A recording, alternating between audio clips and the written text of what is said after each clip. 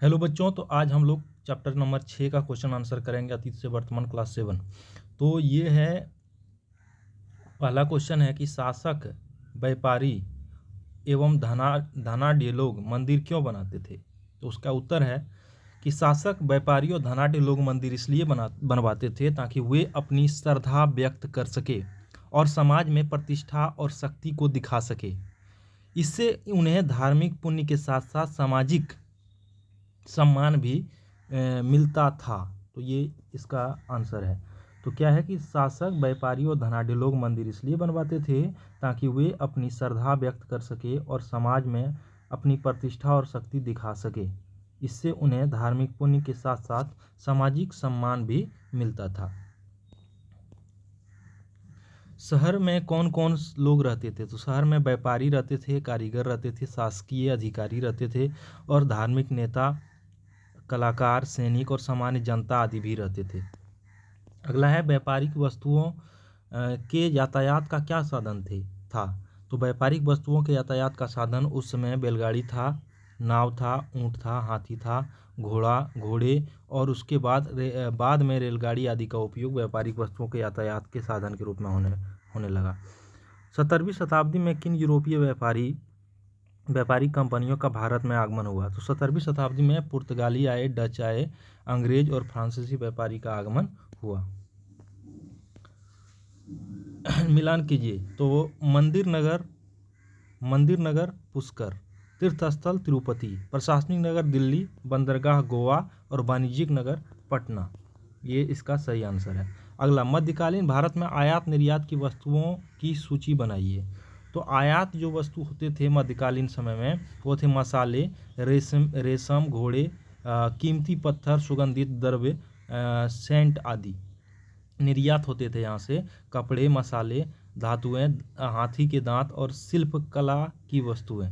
तो आयात क्या क्या होता था। तो रेशम, घोड़े, कीमती पत्थर, सुगंधित द्रव्य और निर्यात कपड़ा, मसाला और धातुएं, हाथी के दांत और शिल्पकला की वस्तुएं। भारत में यूरोपीय कंपनियों के आगमन के कारण को रेखांकित करें। तो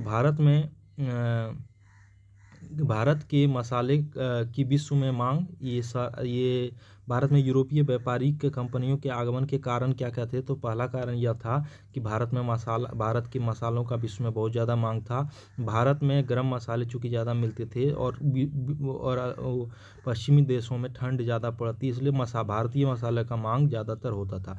और भारत के वस्त्रों एवं अन्य वस्तुओं का व्यापार। और तीसरा पॉइंट है कि समुद्री मार्ग की खोज हो चुकी थी और व्यापार से लाभ की संभावना काफ़ी ज़्यादा थी, इसलिए ये सब कारण थे यूरोपीय कंपनियों का आगमन का कारण, यही सब था। अब मंदिर के आसपास के शहर विकसित क्या है कि मंदिर के आसपास शहर क्यों विकसित हुए। तो मंदिर के पास तीर्थयात्री और श्रद्धालु आते थे, जिससे वहाँ बाजार, रिहायशी क्षेत्र एवं अन्य सेवाओं का विकास हुआ। इससे मंदिर केंद्रित शहर बन गया। इसलिए मंदिर जो है, मंदिर वाला शहर केंद्रित शहर बन गया। क्या है, मंदिर के आसपास तीर्थयात्री एवं श्रद्धालु आते थे, जिससे वहाँ बाजार, रिहायशी क्षेत्र एवं अन्य सेवाओं का विकास हुआ। बाजार भी, जब श्रद्धालु आए, तीर्थयात्री आए तो क्या हुआ, बाजार बना, व्यापार हुआ। रिहायशी क्षेत्र भी बने। उसके बाद अन्य सेवाओं का भी क्या हुआ, विकास हुआ। रिहायशी क्षेत्र मतलब ऐसे क्षेत्र जहाँ बड़े बड़े लोग रहते थे, और अन्य सेवाओं का विकास हुआ। लोग के जीवन में मेले और हाट की क्या भूमिका थी, इसकी वर्णन करें। तो मेले और हाट लोगों के लिए व्यापार और सामाजिक मेलजोल, मनोरंजन, धार्मिक गतिविधियों का केंद्र होते थे, और ये ग्रामीण और शहरी जीवन को जोड़ते थे। इसलिए मेले और हाट का काफ़ी उपयोग था, काफ़ी इसकी भूमिका रही है।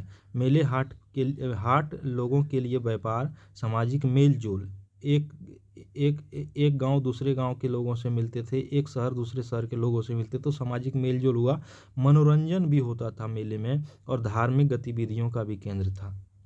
इसलिए मेले और हाट की भूमिका यही बहुत महत्वपूर्ण थी। आइए विचार करें। इस अध्याय में वर्णित शहर की तुलना अपने जिले के स्थित शहर से करें।